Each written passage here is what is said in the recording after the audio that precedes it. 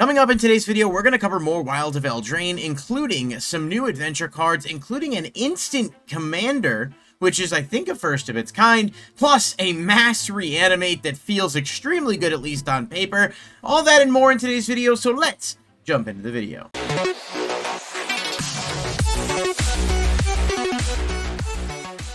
Thank you guys so much for being here and for checking out the video. As always, if you do not mind doing so, if you could like the video and subscribe, click the bell icon to stay notified. It does only take a second and it does help immensely. We are providing full coverage of Wilds of ELDRAINE over the coming days, so if you have that bell clicked, you'll get notified whenever new videos go up. And if you want to join the channel membership, it is only $5. You'll see a QR code pop up on the screen here. During the month of August, all channel members get a free Magic the Gathering booster pack, which will be opened on stream in early September and mailed out to winners. But there are other perks as well, the full breadth of which you can check out in the QR code. So, let's jump into the second video for today, starting us off with Knight of Doves. This is an uncommon, but it seems pretty freaking good on paper. It is 2 and a white, and it says whenever an enchantment you control is put into a graveyard from the battlefield, create a 1/1 white bird creature token with flying.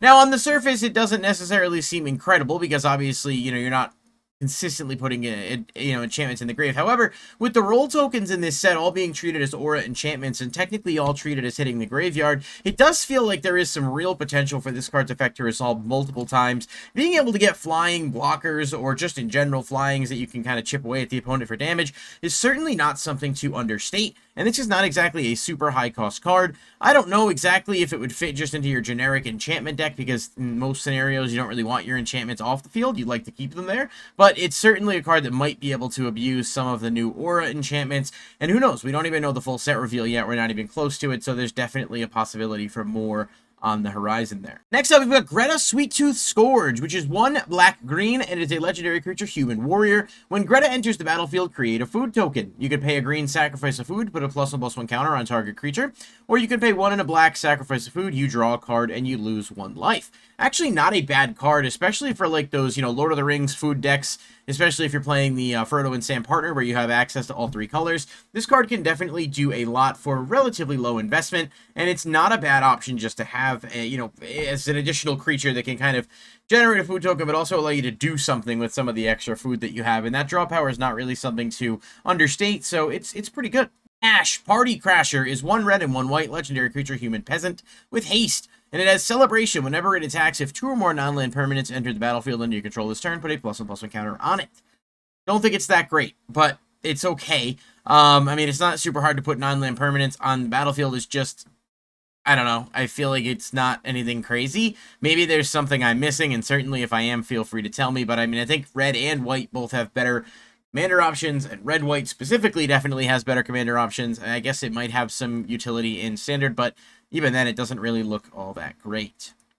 Tanglespan Lookout, another uncommon that feels very strong, at least on paper. This is 2 and a green, and is a creature, satyr. Whenever an aura enters the battlefield under your control, draw a card. Again, not exactly the most utility, generally speaking. However, the fact that this set is based on those role tokens, creating those auras, and is placing a lot of emphasis on auras as a whole, makes me think you can kind of get this going pretty quickly and have a somewhat consistent draw engine. I definitely think this being, not a hard once per turn effect means you can utilize it in, limited formats and constructed formats. Where it falls in Commander, I'm not sure, because it's still kind of outclassed by Argothian Enchantress, Sithis, Harvest Hand. I mean, there's other cards that kind of do what it does a little bit better, but there might be a place for it. It certainly feels like one of those cards that does merit at least a second look before writing it off. Now, Besotted Knight is 3 and a white. It is also a sorcery adventure.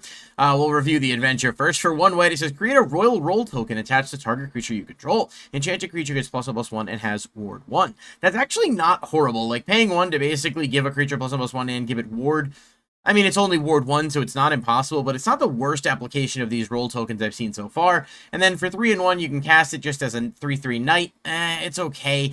I mean, it's a common for a reason. It's definitely on the weaker end of the adventures we've seen in this set so far, but surely it's not the worst one, and, might have some application. I don't think I'd play it in knights, like a knight tribal or anything like that, but I'm sure people might be able to find a use for it. I think it's a little costly for a 3/3, but I guess that's kind of the trade-off that comes with having that adventure side. Now, my personal favorite card in this video, not for playability, but just because that artwork is freaking awesome. Frolicking Familiar is 2 in a blue.